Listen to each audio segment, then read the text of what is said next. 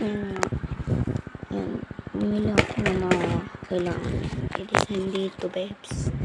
But, tignan na natin. Buksan. Saan ba naglagay dito?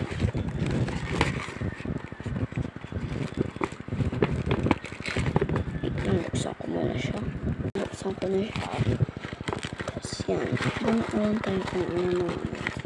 Malalaki muna kasi may malalaki siya dito. Ito. Yung capybara. Oops. May libreng coloring book sa likod. Papamigay ko yung pinsan ko lang. Yung mga coloring book, yung sticker, hindi. Lagay lang natin dyan. Diba? Tapos may notebook na capybara. Yan siya. Ay, nahulog.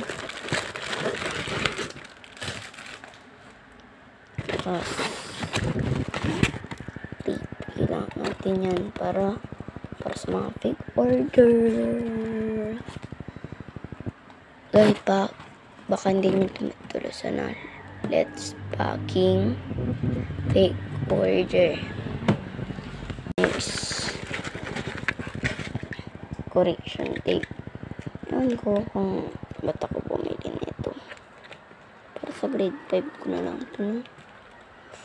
Ayan siya. Pink lahat ang kulay niyan kasi nag-iipa lang kasi ano ito.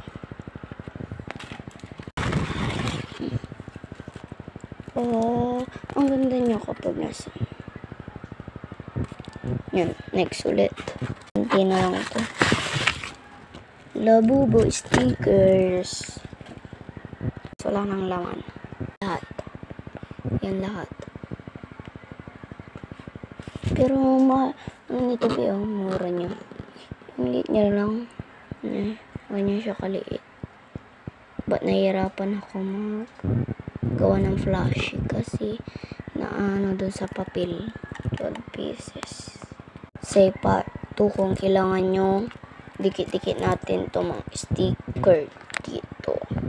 Bye-bye. Subscribe ka muna and like.